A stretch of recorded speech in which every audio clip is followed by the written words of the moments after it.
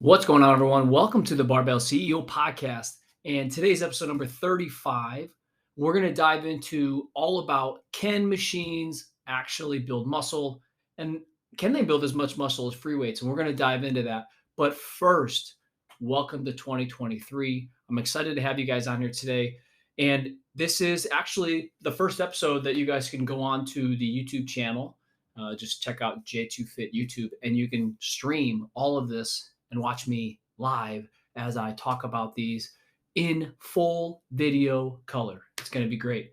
So, Happy New Year's. If you guys have not looked into setting goals yet, or maybe training and getting going here, go back to the previous episode, number 34. We talk all about training through the holidays and into the new year, setting yourself up for success. Now, I want to kind of jump in here and talk about training with machines. I know a lot of people, whether you're starting your fitness journey, whether you are an advanced athlete, personal trainer, we all have access to machines almost in every gym setting. And sometimes it's easier to have access to machines than it is free weights.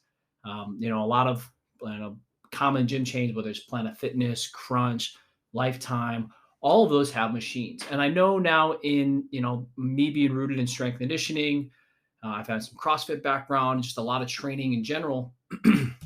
A lot of times machines get a bad rap.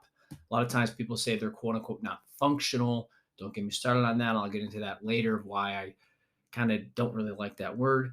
But machines are 100% acceptable for most people. I think a lot of people, if they're only doing machines, they can obviously benefit from doing free weights. And if they're only doing free weights, they can benefit from doing machines. We're going to dive into kind of the benefits and drawbacks of doing that. We're even going to look at the research kind of behind, can you actually build muscle with machines? And are machines worse or better for muscle building than just doing free weights? So we're going to dive into that. On another note, diet is huge for people this time of year, especially if you're trying to maximize your muscle growth or maintain all that muscle and cut some body fat. So whether you're trying to do bulking, cutting, or just adopt a healthy lifestyle, I really recommend you guys checking out the RP Diet app, Renaissance Periodization app. If you guys have been following me for some time now, I am a huge fan of this. I've been working with them, and it's a great app. It allows you to track your macros, so fats, protein, and carbohydrates. It meets you every week where you're at. So it has you, frequent weigh-ins, maybe like twice a week. I like doing Monday and Fridays. And obviously, I'm really looking at my progress from a Monday to a Monday and a Friday to a Friday, not necessarily Monday to Friday, because we do have fluctuations. And, the app's really cool. It can track everything for you. And then it allows you to build your own meals, right? So this is definitely an app where you need to have some pre-planning, some hindsight some foresight on what you're going to be doing for your meal. So, in the morning I'll wake up, I go down there, and it's really cool. And I have actually a YouTube video on this. And I'll link it in the notes here. If you're watching on YouTube, I'll link that video of how to use that app. But basically I go down there, I say, okay, kind of like you're going through Chipotle line, you pick your number one protein source. For me, say it's eggs. I do that. It tells me exactly how many eggs I have to eat to fill that macro for that meal. And then maybe I'm going to have a bagel. It'll tell me, I can scan the bagel in, or I can use generic bagel that's in the app. And it'll tell me exactly how much of that to eat, whether I have to weigh things out or not, depending on the food. But it is so much more than just a tracking app. And that's where I kind of feel things like MyFitnessPal and Count It. I've been around it all. I've had clients who use them all. The best app's going to be the one they're going to stick with. But if you're already tracking and you're already in it, I highly, highly, highly recommend the RP Diet app. I can't speak highly of it enough. So check that out. You guys can actually go there, use my code J2FIT, and you can get 10% off. And if you aren't sure where all that stuff's at, just check me out on Instagram. You can go through all of that, or hit me up. Anyway, I'll help you out there. But without further ado, let's talk about machines, machine training.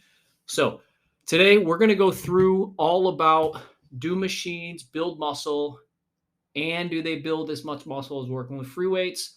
Talk about different populations where it might be beneficial, some drawbacks to machine only training, and then how to take these these lessons that we're going to learn today, or these teachings and these research findings, and put them into practice.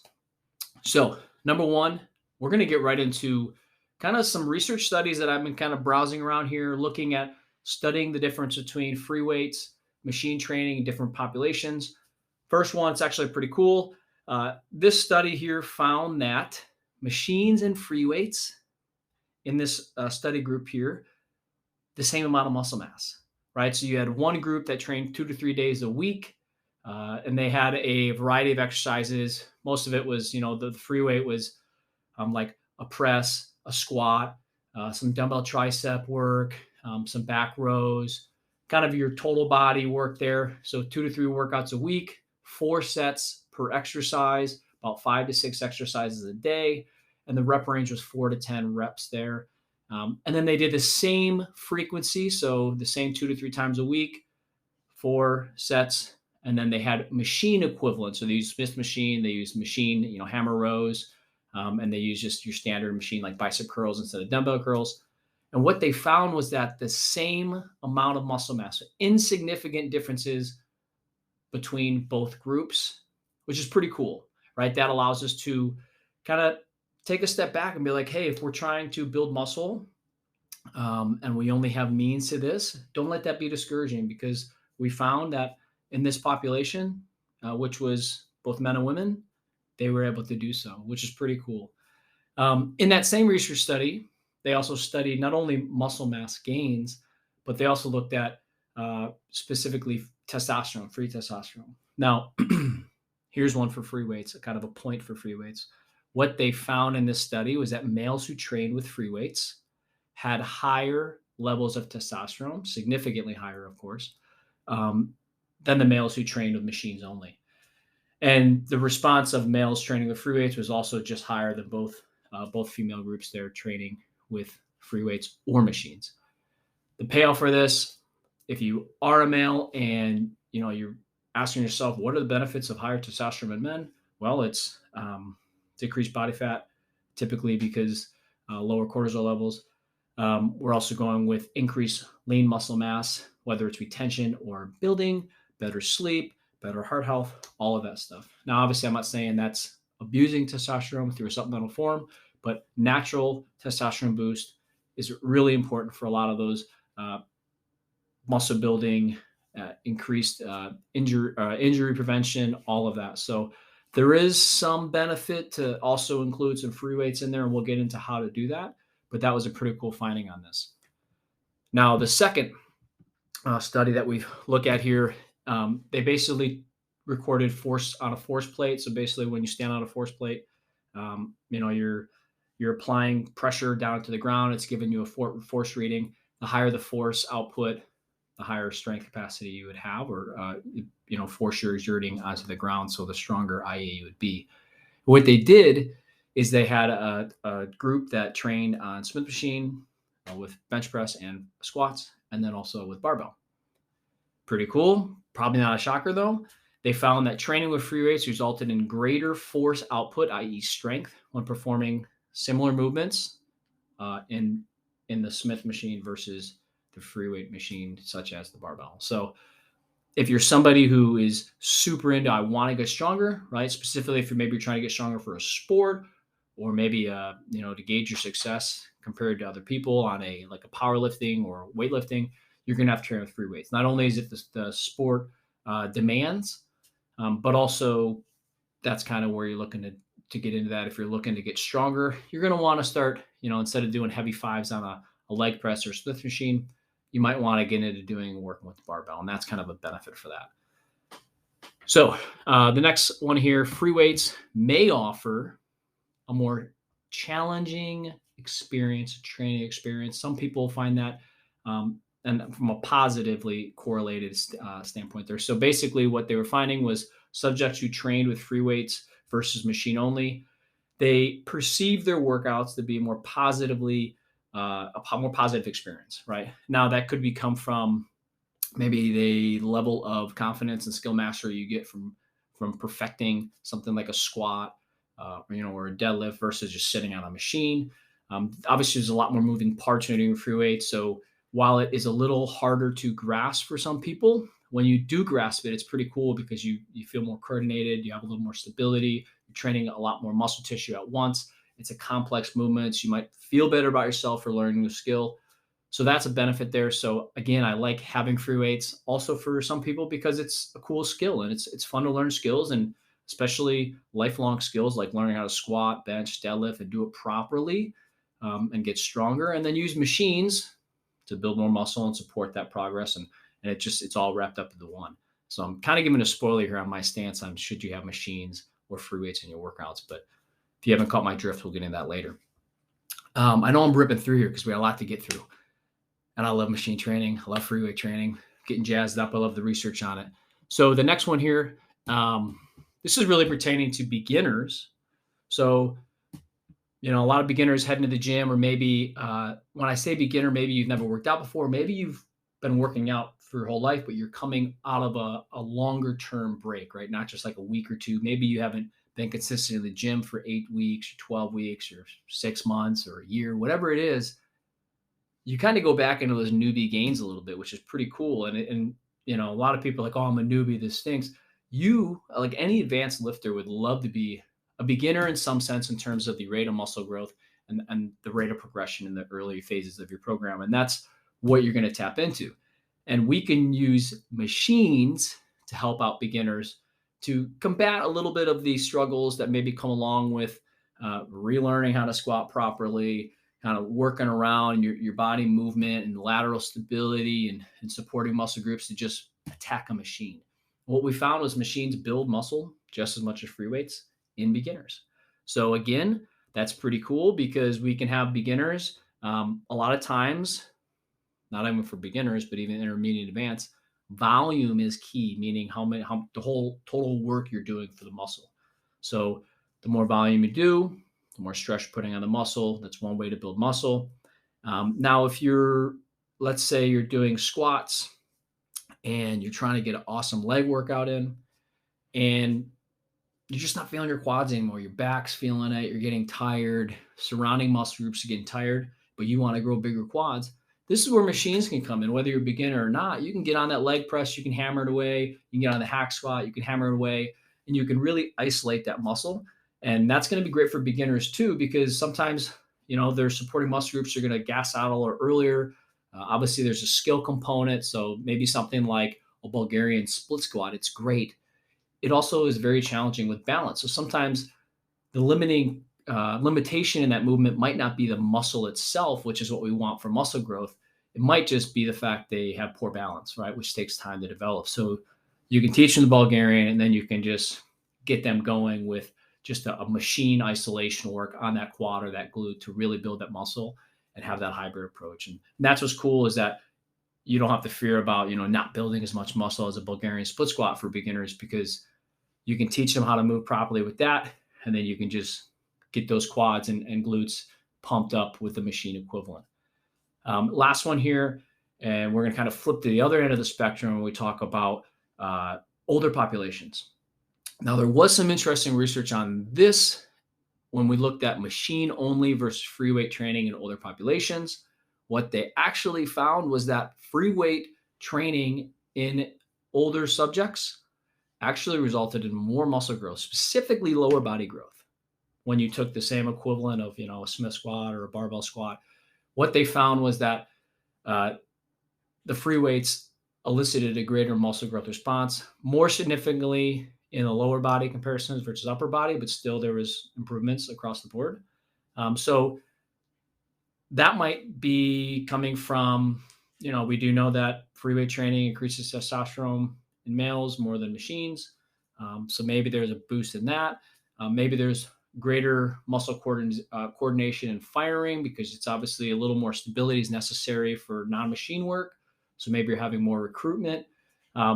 The exact mechanism of the study and the findings, they weren't quite sure was coming from, but we can at least infer some things or maybe assume some things, make some hypotheses, educated assumptions or guesses here. So that's just kind of something cool there. So if you're working with older populations or your older population, don't shy away from the free weights. Definitely something we want to still hit there. And again, a hybrid approach would be great for that. So those are kind of the things that are now when we look at benefits of training with machines, kind of went through a couple already, but I'm going to rip through here, add some notes. Um, First one, machines are beginner friendly. Let's be serious. Like you jump on the machine, super easy to get on and off, super easy to change your weights. It's great because you can basically you set yourself up on the proper height and everything. And there's only a couple ways to do it properly. Um, there's not a lot of margin for error, which is great for beginners uh, as well as anybody, but specifically beginners because you can put them on there, have them get the work in, get the stimulus that they need on the muscle, and then get them out the door and rinse and repeat. And that's what's key with beginners, just keeping them consistent, not overwhelming them, um, and teaching them skills that they can start building upon it. And building more muscle tissue, which we know can happen with machines. You'd be surprised if somebody really struggles in a squat, it might just be because their legs aren't strong enough, not because their form's poor. You get them stronger, guess what? They're a new person. So sometimes we use machines for beginners to help them out there. Next one, and this is probably one of the bigger ones that I like doing machine work, is it's super easy to target a muscle. Now, when we're trying to build a muscle, for example, so I still squat, barbell squat, back squat. I do that because I obviously want a sport specific improvement. I'm trying to get better at weightlifting. I just want to lift heavier weights.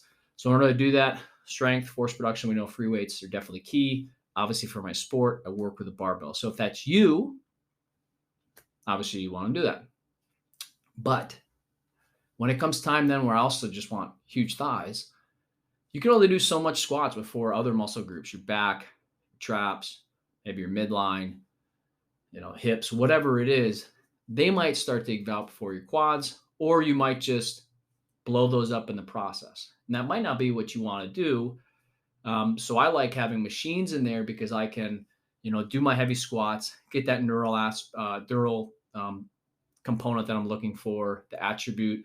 I can get that strength development. I can have that application to my specific movement patterns in my sport.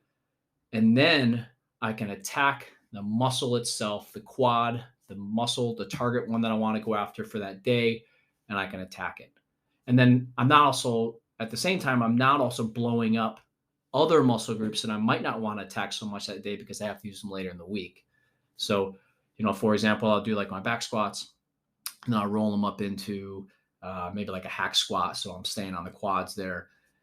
And then 3 or 4 days later, much more if it's a lower body, I might do some front squats still for specificity purposes in my sport, my goals, but then I'm going to shift over and hit more hamstrings. And if I just did a bunch of squats and stuff on day one, my back might be still lit up and it might impact my ability to do RDLs and all that stuff with the intensity that I want to grow the muscle. So that's kind of how we can use machines for that.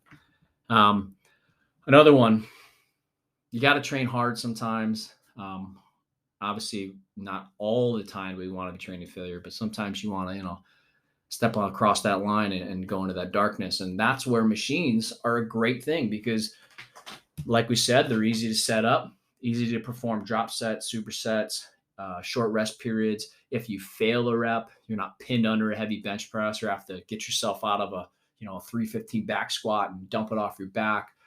It's very, very good for that type of training where, we're doing high intensity work, training to failure, high volume. You don't have a spotter.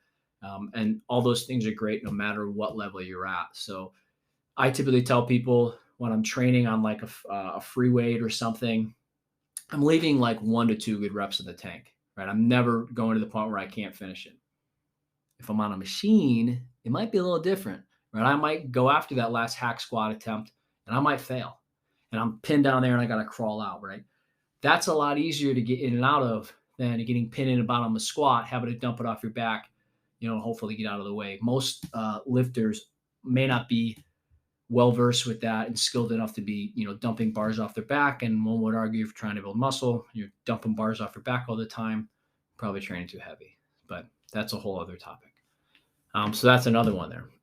And the last one, kind of a benefit or one that I want to note here is you can train on injuries. Like it's easy, right? So like, let's say you want to train your lower body and you got a bum ankle. Well, guess what? Ankle flexion extension that takes out basically squats any form of squatting, really, any form of lunging. Uh, Deadlifts potentially might hurt depending on how bad it feels. If that was like your situation, where say you broke an ankle, you would just sit there and you would just do leg extension, leg curls. And is it mundane and tedious and is it boring and blah, blah, blah, blah? Yes, it might be, but you still can build muscle that way and you can still train at a variety of rep ranges, get that muscle growth you're looking for, and let that joint heal up. So that's what's great about that.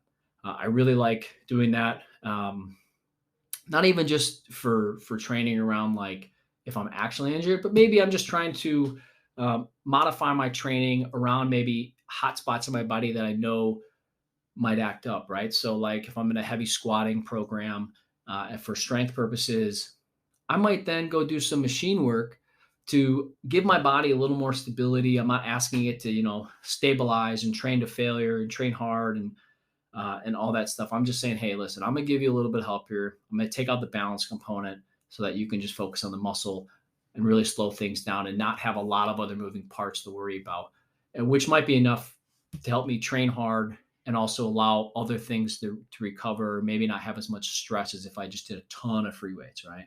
And this really obviously is something where um, a little goes a long way, especially when we look at like single joint isolation movements. It is helpful to support those bigger movements instead of just doing a bunch of compound all the time and just putting a lot of wear and tear on the body. And that's something that as I get older, I mean, I'm 35. I'm by no means old, but I'm by no means young. I'm not like a spry 20 anymore. So I feel things. I feel joints. I feel it here and there. Um, so it's just nice sometimes to go in, get a great workout, feel the muscle pump, and not have a bunch of stiffness in the joint. And I'm not saying that's necessarily free weights versus machines. That's probably just because training load and intensities. But sometimes sometimes it can just be you want to just attack the quads. Maybe don't just only do squats. Go do some leg extensions, attack the quad without having to put all the stress on the hips and the back as well. So that's another one there. Real quick, we're going to rip through some drawbacks we kind of hit on earlier. Not ideal for strength training. Specifically, like when I say strength training, like if you're a beginner and you're training machines, you're generally going to get stronger, right? You will get stronger in the movement patterns and ranges of motions that you train, whether it's machine or free weights. So keep that in mind. Right? Like if you get stronger on a leg press, it might not necessarily mean you're going to get stronger on a back squat. Unless you're doing both, then you're probably going to get super strong. I feel like a leg press is a great supportive exercise for a back squat. But if you're only leg pressing and you go to back squat, there's a skill component.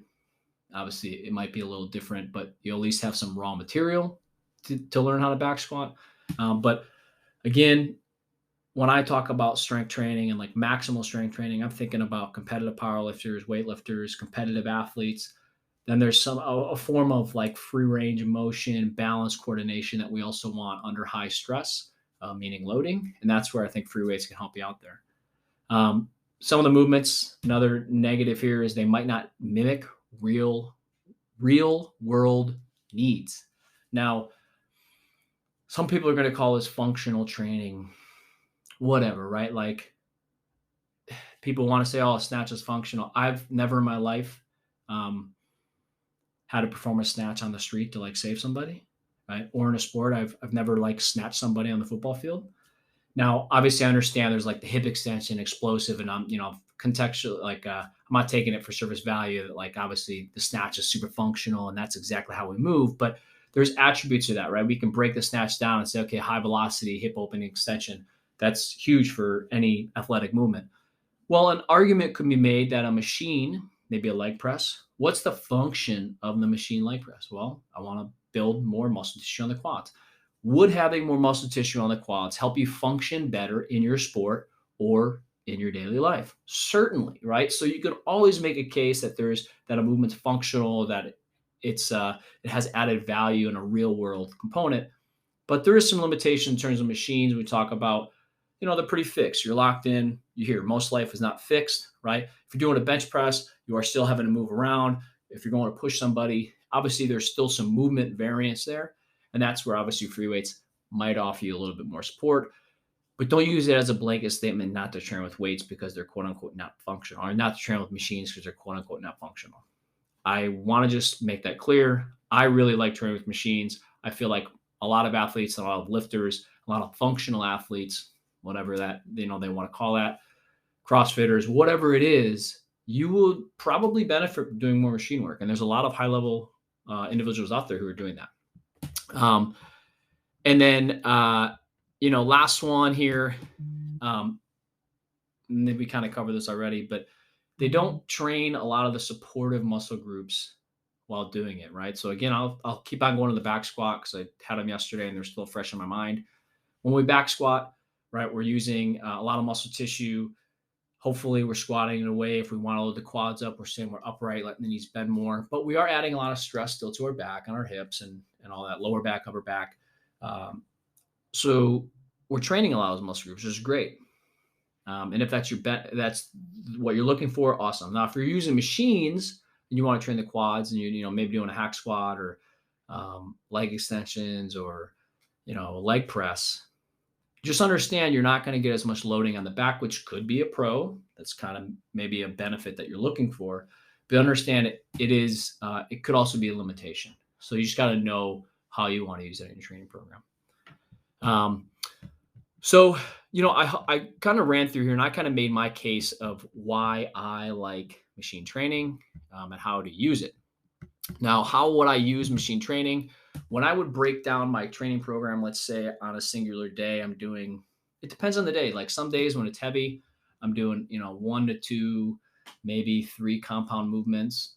And then, 1 to 2 to 3 machine movements. Some days I'm doing a ton of machine movements. So you can really get creative with it. I like having, a good balance of both.